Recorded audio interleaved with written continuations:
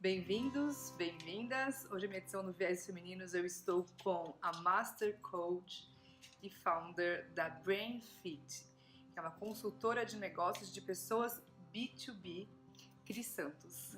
Bem-vinda, Cris Santos. Obrigada, viu? Prazer estar aqui com você. Prazer é meu e prazer é ser nosso. Nosso bate-papo hoje tem muita informação e muito conhecimento adquirido, muito conhecimento para passar para vocês. Cris, a gente bateu um papo aqui antes e o nosso tema do dia é como trabalhar com gestão de pessoas se eu tenho dificuldade de me relacionar, né? Porque pode parecer uma coisa, até uma dualidade, um dilema, se eu não me relaciono muito bem, eu tenho certos bloqueios e dificuldades de me relacionar. Como eu trabalho com gestão de pessoas, né? Ou como eu trabalho relacionamentos? E você tem uma frase que eu destaquei aqui, que eu acho muito bonita, acho que pode ser o começo desse nosso bate-papo. Você diz assim: eu só não gosto das pessoas que não gostam de si mesmas. Isso é importante. Eu acho que trabalhar com as pessoas é um grande desafio, sim, eu entendo isso. Acho que as pessoas, elas têm suas histórias, os seus valores, e eu acho que tudo isso tem que ser levado em conta quando você está desenvolvendo talentos, né? No meu caso, especificamente, o meu maior propósito é desenvolver os talentos delas próprias, quer dizer, que elas sejam capazes de se autoavaliar, de identificar, não é nem questão de autoavaliação, porque às vezes a gente não tem essa competência, né? Mas de identificar no que elas são boas, para que elas servem, né? E parar de brigar para ser aquilo que os outros gostariam que elas fossem. Então isso eu acho que tem a coisa da autoaceitação, né? Que é uma coisa importante e é muito libertador quando você dá de cara com as suas cracas pessoais e aí você fala assim, bom, eu vou parar de insistir de trabalhar com venda porque o meu negócio é recepcionar pessoas e não há demérito nenhum, é só que eu vou ser a melhor recepcionista do mundo, que seja, não tem problema. Então assim, eu penso que a gente precisa assim saber lidar com as nossas expectativas em relação àquilo que a gente é, e eu penso que para trabalhar com pessoas vale a pena você trabalhar com você primeiro. Veja, eu penso esse talvez tenha sido um grande insight meu, sendo eu uma pessoa com alguns bloqueios de relacionamento pessoal. Sim. Como que eu resolvi enveredar, né, para esse lado da gestão das pessoas, Uau. do desenvolvimento do outro? E é genuíno demais, assim, o meu desejo como missão de vida, promover no outro a felicidade que venha dos próprios punhos. A felicidade daquilo que ele é capaz de carregar, entende? Nossa, é muito bacana, porque o teu trabalho com a BrainFit, que tem um nome maravilhoso, né? Porque BrainFit já tá fazendo aquela ginástica cerebral aqui. Exato. Então, no BrainFit, na BrainFit, você trabalha esse processo que tem como base o coach, sim, né? Essencialmente o coach. A metodologia coach. Metodologia, mas o processo todo que a BrainFit e a Cris propõem aqui, como ela bem trouxe, né? Começa com autoconhecimento, autodesenvolvimento, e aí no ambiente corporativo entender aonde essa pessoa se encaixa para ela dar o melhor de si. Sim. Né? Para você poder, numa corporação, numa empresa, as peças trabalharem naquilo que ela melhor se desenvolve. Porque muitas vezes uma pessoa só não dá resultado porque ela está no lugar errado. Exato, e falta um pouco dessa visão, e eu acho que também é uma solidão corporativa nesse sentido, sim, sabe? Porque você colocar uma pessoa que a vida inteira trabalhou, eu vou usar o exemplo da venda, mas porque ela é muito pragmática, a venda sim, é uma coisa que todo mundo entende, né? Sim. Então é só por isso, tá? Então assim, você coloca a pessoa para venda, ou até mesmo para gestão, né? Num ambiente que ela não tem perfil, aí ela se frustra, ela entrega um resultado muito aquém daquilo que ela poderia se ela estivesse mais feliz fazendo aquilo que realmente ela se identifica. E eu acho que as empresas, veja, no geral, têm um olhar um pouco limitado para isso, porque não permite ao outro identificar, a si próprio se identificar dentro da questão. Vou te dar um exemplo pessoal. Quando eu comecei então a trabalhar com comecei por um autodesenvolvimento muito profundo, né, para poder chegar onde eu tô hoje. E porque eu falei, bom, eu tenho que ter muita responsabilidade para lidar com as pessoas, né? Sim. Aí eu falei, bom, então como que eu vou fazer? Vou começar por mim. À medida que eu vou me conhecendo, e eu faço isso todas as vezes, por exemplo, por ano eu faço vários trabalhos, pego parceiras coaches que trabalham com liderança para me desenvolver e eu vou descobrindo coisas. Então, uma das descobertas que eu tive esse ano, inclusive, foi que eu sou um fracasso na empatia. O dia que eu descobri. Eu sou um fracasso de empatia. Eu não tenho a menor empatia. Porque eu fecho... Veja, é genuíno, eu posso explicar. Vamos lá, vamos explicar porque você tem alguma questão ligada à empatia, queria explicar como desenvolver e como identificar também isso, porque o mais importante para você desenvolver é identificar. Que não tem. Entende? Porque se eu sempre achei que eu abafava nesse aspecto. Por quê? Eu sempre achei que eu achava que eu sabia mais do que o outro, o que ele precisava. Então eu olhava para o outro assim, eu sei o que você precisa, não precisa me dizer, eu vou aí e vou te ajudar. Não é coaching isso. Não. Eu sou coach há 9 anos e eu descobri imposição. Isso este ano, atenção. Eu juro, eu não traí nenhum coach meu anteriormente, mas assim, de um ano pra cá eu venho olhando pra isso, eu falo, eu não sou uma pessoa empática. Porque eu acho que eu sei mais do que o outro tem que achar. Olha Veja, que interessante essa trazendo. Ele tem que achar o que é bom pra ele, eu não posso me meter nisso, ainda que ele queira ser jogado do 5º andar. Sim. E eu não queria, porque eu achava... em função até de uma história toda de vida e tudo, eu achava que as pessoas tinham que ser felizes, prósperas, elas não podem ter sofrimento, elas não podem não comer, elas não podem não dormir direito, elas não podem querer ir num cinema e não ter dinheiro, veja. Mas isso te bloqueia, Mas né? isso me pede de realmente identificar qual é o fator, né, qual é o trigger point ali, né, qual que é o ponto-chave para eu falar, bom, então vamos desenvolver isso nessa pessoa para que ela encontre o canal de prosperidade que é dela, não meu. Você não pode querer que ela tenha a sua felicidade, não, a felicidade dela. E aí eu falei, bom, então isso na gestão das pessoas era mais um ponto. Eu também só tô contando isso porque eu acho que eu tenho 30 anos de profissão. Como gestora de pessoas, eu resolvi fazer isso há 20. Então faz 20 anos. E o processo de autoconhecimento... De autoconhecimento que está junto disso. E ele não acaba nunca, né? Porque quem tem um autoconhecimento pleno, acho que não está mais nessa esfera do mundo. Não, talvez. Né? Eu acho que até um desconsolo que se existe você falar que sabe tudo, né? Eu acho que não. Acho que, né? Então, assim, eu pontuo 20 anos porque eu acho que a gente tem que dar um começo e tem que dar o meio e tem que buscar o fim, né? Fim, eu digo... sempre mais, crescer, se desenvolver, né? Então, a gente vai falar da tua história e de como que hoje é uma missão para você trabalhar com gestão de pessoas, mas pra gente chegar lá, eu quero que você responda como é trabalhar o relacionamento humano, principalmente em organizações. Eu sempre digo, a vida é venda. Eu até uso os exemplos da venda, por exemplo, que a vida é venda e venda é relacionamento. Vender é interferir no processo de decisão das pessoas. Isso é vender. Sim. Por definição. Tá? E não, quanto a isso a gente não discute. O ponto é que, se eu não sei o que te agrada, se eu não consigo ler você através daquilo que você é, como você se representa, se eu não sou um canal de fazer com que você se identifique, e aí eu me permito utilizar o coaching como metodologia de te apoiar, descobrir as tuas fraquezas, as tuas deficiências, aquilo que você precisa melhorar, né? Então, isso é estabelecer relacionamento, entende? Então, na minha cabeça, o relacionamento humano é o princípio, é a base, é como um balé clássico, é a base no mundo corporativo. E não é só o relacionamento empresa-cliente, mas é empresa-colaborador, empresa-cliente interno e externo, né? Então, este relacionamento tem que partir de alguém, tem que partir de si próprio para ter um relacionamento mais amplo, mais corporativo. No meu caso, eu olho para o relacionamento como com bastante, vamos dizer assim, eu tenho alguns limites, né? Tá. Então, da onde surgiu isso, né? Até porque o limite do coach também, ele é muito estabelecido pela a meta e a métrica que você quer adotar para aquele trabalho que você está se dedicando. Né? O que você precisa para atingir um determinado objetivo, uma meta. Né? Então, assim, essa parte do relacionamento nas empresas, e que eu transformei isso de um jeito corporativo, foi para, de uma certa maneira, mascarar uma parte pessoal.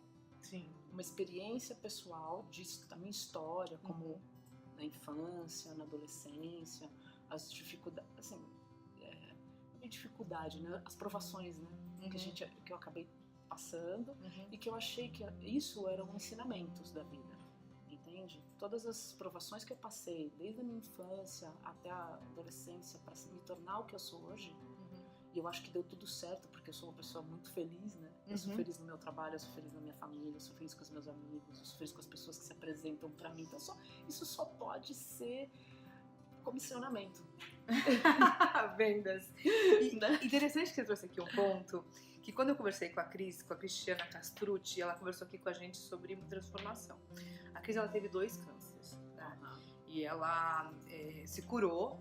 Hoje ela tem um instituto, Bicolor, e ela fala muito sobre isso. Ela fala, eu não venci o câncer, eu não superei o câncer, eu me transformei. Porque ela diz o seguinte, a gente supera tanta coisa todo dia, e eu tive um processo transformador. Ela saiu daquele processo do câncer transformador. Eu tô contando isso porque a Cris e eu, nós conversamos antes aqui da gravação. A Cris tem uma história de vida que ela vai falar pela primeira vez, assim, aberta. A gente combinou que a gente vai falar isso de uma forma construída, com base na jornada heróica de Joseph Campbell. E eu vou ajudar ela nesse processo de contar o que aconteceu, construir isso com vocês para entender como a Cris consegue, de um copo profundamente vazio e dolorido, enxergar conteúdo, enxergar vida, enxergar, né, o processo dela de muito vencedora e muito merecedora do que ela tem hoje. Então, Cris, você tem uma história de assédio e de violência na família. Tem. Você me falou que você foi assediada, seus pais eram muito violentos. Isso. Você teve 2 irmãos, um faleceu há 20 anos porque escolheu o caminho errado, né? Mas foi o caminho que ele tinha naquela época, enfim. Foi o que ele escolheu, né? Foi o que ele escolheu. E nesse processo de escolhas, você escolheu um outro caminho, que foi um caminho de enxergar tudo isso que te aconteceu e que podia muito bem te tornar uma pessoa muito mais difícil de relacionamento, muito mais alheia a relacionamento, e hoje trabalha com relacionamento. Né? E você sabe que eu nunca tinha me dado muita conta disso, né? Porque eu sempre acreditei que todas as coisas que eu ia passando, à medida que eu fui tomando consciência do que era a vida, né? Porque você, quando você é muito jovem, tipo 2, 3, 4, 5 anos, você nem lembra, né, da infância. À medida que você começa a lembrar, que eu acredito que é na fase aí dos 8 anos de idade, que é quando eu tenho as lembranças, eu não tenho lembrança antes disso, eu tenho muito vagas, né? Assim, né? De violência doméstica bastante, mas a parte desse assédio não.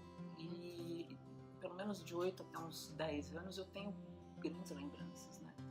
E eu fui olhando para isso, e toda vez que isso se apresentava, alguma coisa dentro de mim me dizia, calma, que não é agora. Sabe? Calma, que não é agora. Porque é uma história, qualquer que seja, tá? É a minha ou é a de qualquer outra pessoa, mas ela não pode ser tida como uma coisa leviana, como uma coisa sensacionalista, de que, tadinha, entende? Porque não foi assim. Não é assim que eu vejo. Eu não vejo como uma tadinha.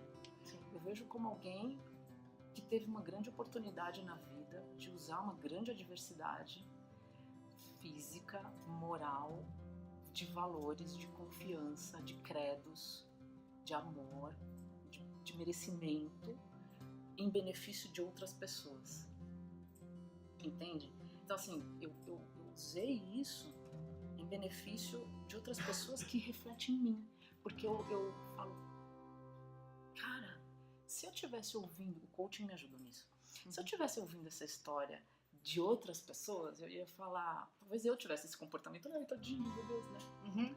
Mas como a história é na pele, então eu posso usar isso da maneira que eu quiser. Eu posso ser uma desgranhenta, né? Posso ser uma pessoa não merecedora e posso merecer, e eu quis fazer merecer. Tá aí os meus frutos.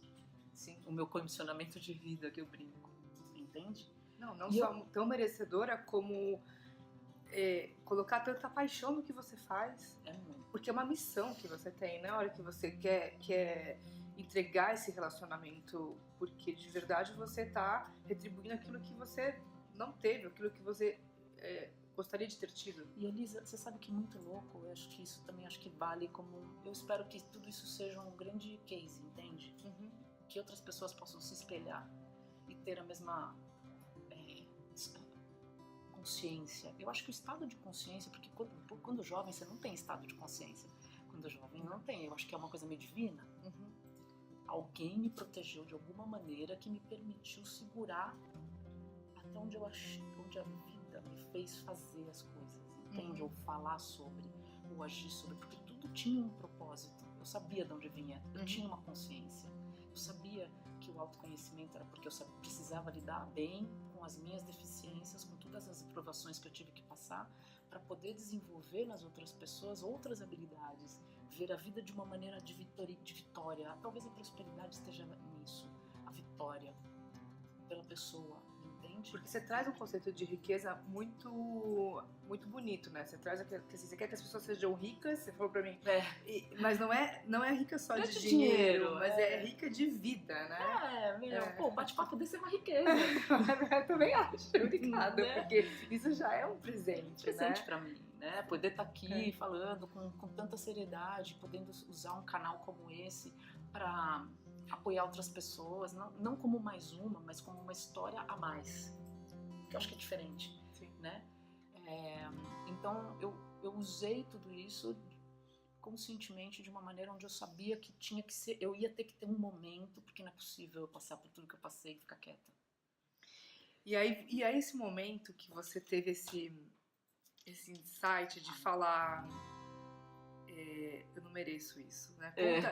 Você contou isso e é importante, assim, pode demorar, mas ele vem. E o teu veio no teu terceiro casamento.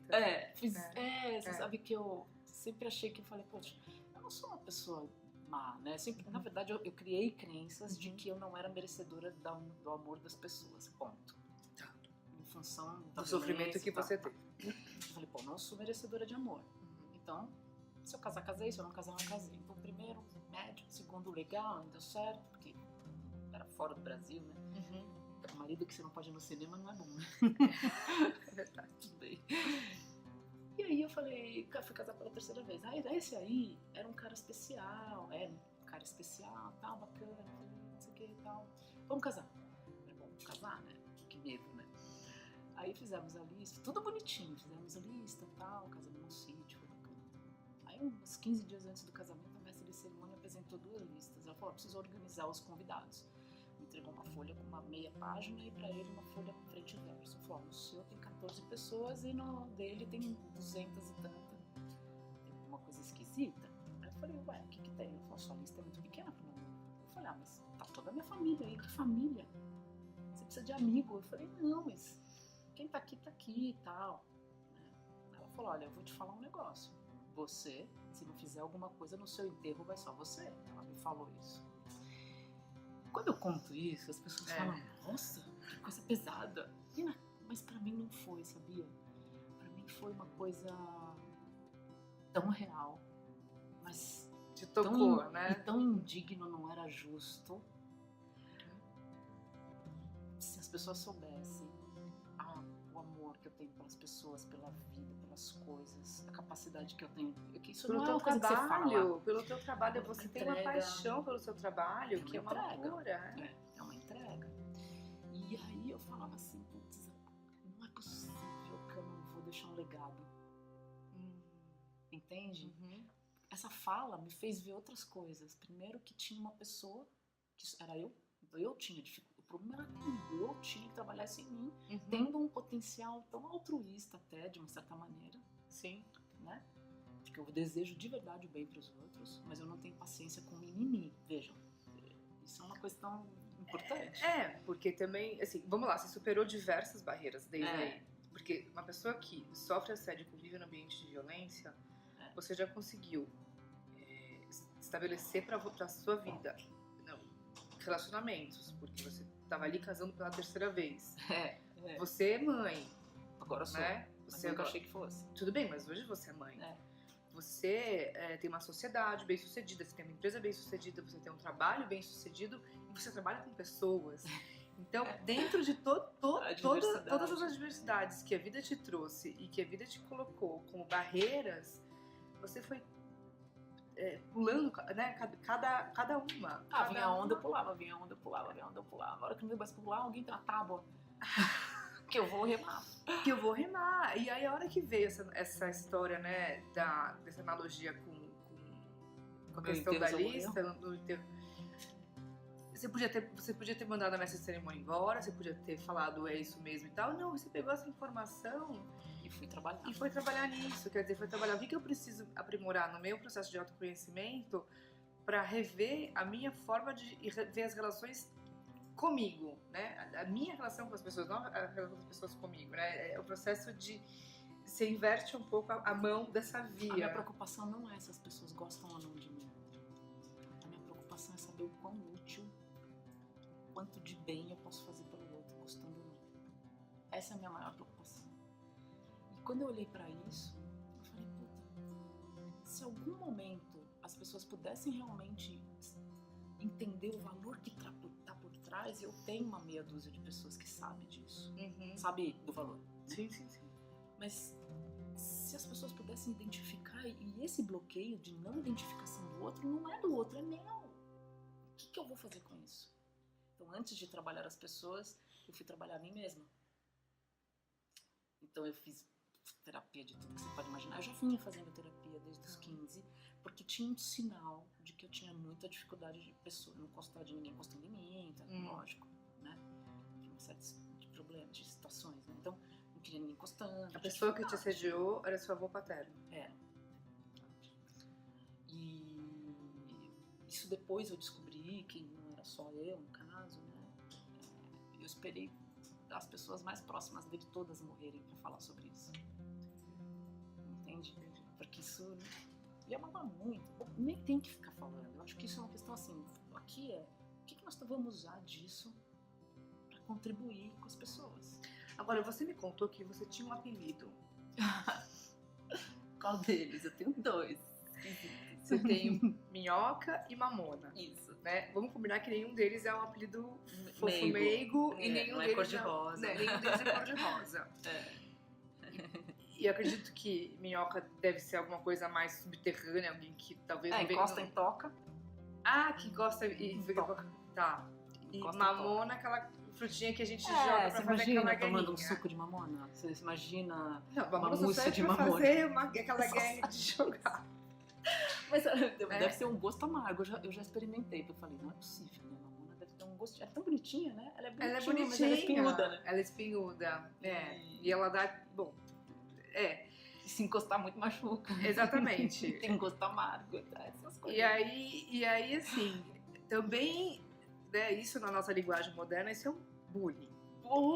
Mas eu aceito numa boa, assim. Eu levo como que você também teve um apelido de bullying, e obviamente muito justificado porque as suas reações são pautadas em um histórico de vida e de relacionamento que traz muita referência negativa, e você tirou sarro disso, e você deu risada disso, e você fala, né, desse apelido de uma forma até, assim, de vir aqui falar. Tem gente que teve apelido na infância que tem dificuldade até de lidar. Quer dizer, você pegou muitas adversidades e transformou elas. Né? Isso, num processo de liderança, de formação de liderança, a gente até chama isso de um processo de drama to dharma, né? Você pegar o teu drama e transformar isso numa dádiva, numa coisa até elevada espiritualmente. E sem dúvida que esse processo de trabalhar hoje com relacionamento é algo muito elevado espiritualmente, porque você deve ter trabalhado muito para chegar onde você está hoje. Digo isso você com você mesma. É um pouco até hoje, isso é direto, né? Assim, eu tenho que... Não é que eu tenho que... Hoje eu vigio menos, né? Eu digo que hoje eu tô um pouco mais trabalhada, né? Em todas as ferramentas que eu fui estudar. O que eu acredito que eu consiga levar pro trabalho é porque eu encaro tudo isso de uma maneira muito pragmática, entende? Eu encaro até a sofrência de uma maneira pragmática. O que eu posso tirar de proveito disso, de bom disso. Esse é o meu pensamento. Eu quero levar isso para as pessoas. O que você pode tirar de bom disso? Parece meio paradoxal até, né? Mas assim... Mas é a visão que você passa quando você fala aquela tua frase, né? Que você quer que as pessoas sejam felizes com o que elas têm de melhor, né? Você quer que essa pessoa tenha riqueza. Agora, se alguém que nos assiste ou nos ouve e que tem esse sentimento de ter passado, ou tá vivendo, ou ter algum processo de bloqueio, seja com relacionamento com pessoas, seja um processo de bullying, ou seja qualquer outro tipo de relacionamento que gere um sentimento mais opressor,